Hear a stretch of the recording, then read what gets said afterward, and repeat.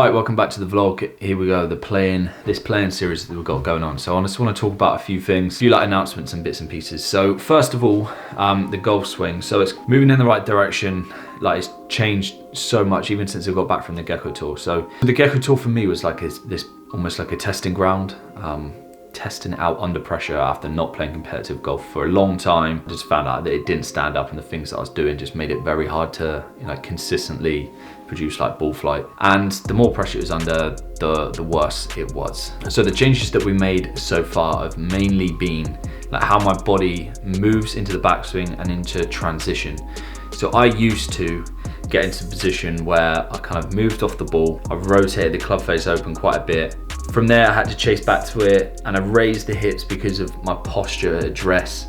And then it was a case of trying to time club face closure. So what that led to was an early release. So lots of dynamic loft, and then trying to judge timing the club face closure. So a lot going on. I hit it really high, a lot of backspin, and all in all, just a very, very hard move to time. So since then, the main moves that I've been trying to implement are, I'm trying to not get off of it in the backswing, and I'm trying to keep the club face actually looking at the ball into the backswing. So I'm trying to feel like the club face is staying shut. The hips then rotate around the center. And for me, that keeps me like centered, so I'm not moving off and having to then get back. So again, that's another thing that I don't have to time.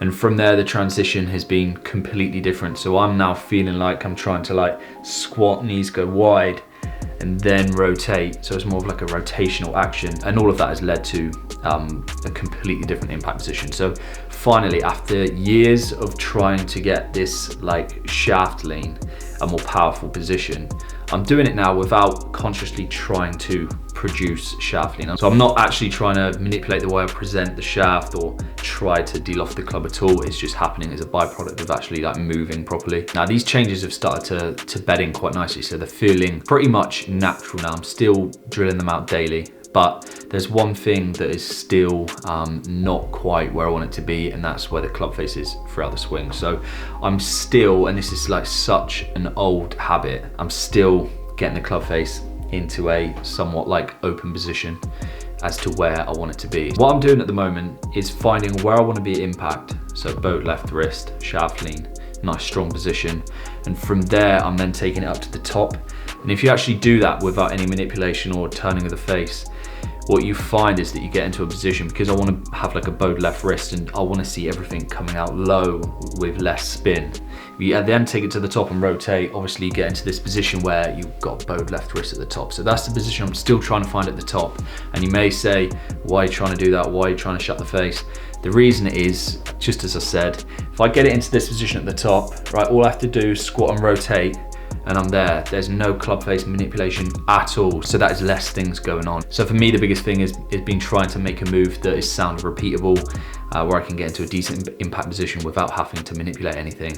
So I can just literally wind my body up, squat, turn, be in a good impact position, start to see better ball flights and a more controllable action. And I know that this is just going to be so much easier to repeat under pressure as well. So yeah, quite big changes, but they're bedding in nicely. So there's a little update on that. My next update is that I'm reapplying for my PGA membership, which I've talked about before, but it's just gone through the West region. So they've approved it, and now it's going to like the main PGA office. And obviously it's not like that straightforward at the moment with all that's going on. So I'm just waiting to hear back. But if I can get my PGA membership back in the next few months, that will then allow me to play tournaments in the West region for the rest of the year, which is actually quite big, because it means I haven't got to get loads of sponsorship. I can play in events that are like very low cost, all local, and it will be just a lot of golf, which is what I need. Now, next update, online lessons, flying at the moment. Like I've had more uptake than I thought I'd get. So I've done like 5, I think, today, and I'm getting through somewhere in the region of like 3 a day, which is great, which is a nice little side business. And I'm actually pleasantly surprised how well it is going. Obviously, naturally, you're going to be a bit dubious whether it can work doing like the online thing, but it's working really well. So the reviews that I've had back so far have been all really positive. So they're all getting to work and going to hear back in the next couple of weeks. Right, so this update's done. I'm going to take it outside.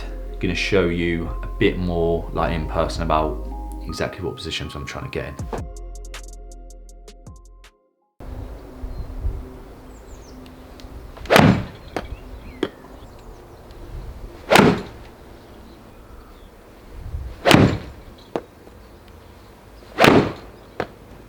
So yeah, as I was explaining just then upstairs, so my feels on the backswing is still for this to be rotating this way, so right knee feels like it's going in. I'm letting the left heel actually come off the floor. It just feels comfortable to let the hips get nice and deep. And from there, I'm trying to keep the club face looking at the ball. And what I used to do is I would, well, when I started to make the change, I could get to this position, but then I'd still get it open at the top. So for me, I have to consciously make an effort to feel like I'm rolling the wrists into that position there where it is like bowed or shut or whatever you want to call it. So from there, nice and closed, get up to the top bowed, I can just squat, rotate, shuffling, club face is square, and just rotate to target so it looks more like. The thing that feels most different for me is through the ball, just getting out of this feeling and having a feeling of just feels like the club's just being led by the body, like there's no movement with the hands at all. Just getting into this position, squat, rotate, and the club's just being dragged into position by the movements of the body. So for me, it feels already just so much better. It's a different feeling of strike. It's hitting this like net, whatever you want to call it, at a different point than it would be before. I'll be hitting it like halfway up. Now I'm just like driving it into the low point.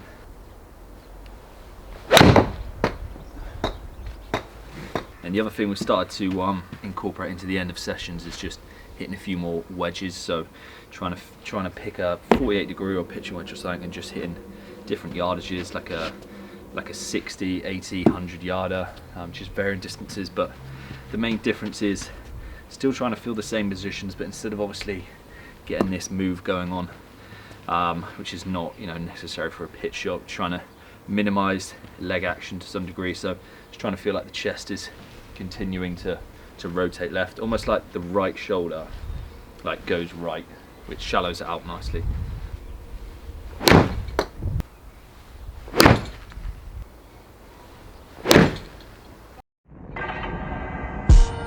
I'm steady trying to find the motive.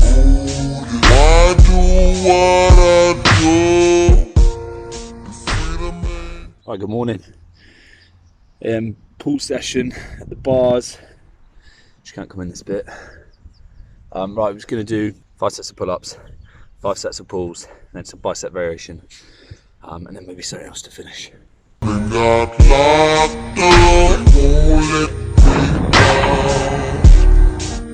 They won't let me down. Locked up, they won't let me down. No, they won't let. Just had a delivery. So this is like Alex Bowen's brand, or him and his missus brand. So we've got this like cut-off vest thing, and this like cargo shirt, which is like oversized. Anyway, what we're doing now is just doing a little like promo Instagram, or not really promo, but like an Instagram video for the Complete Golf Athlete program page. So for the guys that haven't seen me talk about this yet, so I've co-designed a program with Alex. He's an elite powerlifter and a powerlifting coach, and we've spent the last few months putting together this program, which is based around like the powerlifting principles that he teaches. It also includes like overspeed training, mobility stuff that you need to be doing before and after sessions. And the reason it's taken this long to get ready is because we've made something that's not just a program where list of exercises, go and do them over the next 12 weeks. What this does, you basically put in your information, and then you're given one of 3 training programs to go through, depending on the stuff that you put in the initial screening. And from there, you put in like your 1 rep maxes.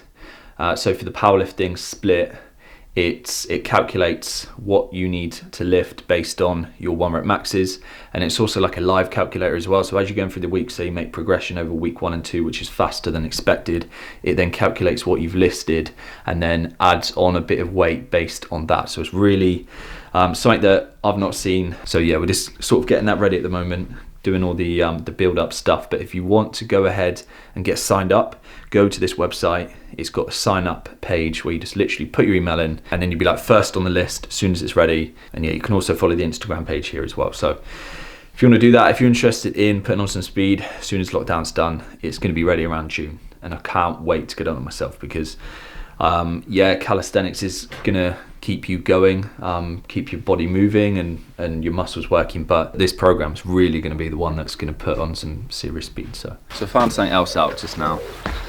Let's me not chop my head off. Yeah, what I found out is that because, right, this used to be my foot action, right? So I used to go here, here, and then spin, and then like spin off the left heel, that foot come up. And I always struggled for balance. That was because I was, you know, like that position. All right, so just loads going on. So now I'm actually using the ground properly and not getting so much lateral movement going on. I'm finding that I really should be finishing in this position, right, where my left foot is like somewhat planted, so I can just rotate onto this foot. I can't really get past this position, so I can't really get round because of this hip flexor here. So this has always been quite tight, and it always tightens up as soon as I get into a routine of deadlifting and I don't do enough mobility. It always tightens up. So what are you going to do about it? What are you going to do about it, you slag?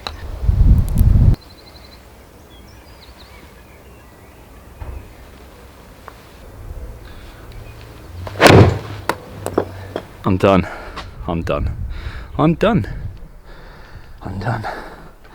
You've got no friends and you've got no ground. What do I want you to comment below? So I need you to comment below something, because then I get more views, I think. Is that how it works? I really hope you've enjoyed this. I hope you've had an amazing experience, and I can't wait for you to come back again and watch another video. It really means the world to me that you watch these videos. Hey look, the map's off again. Bloody hell, Ryan.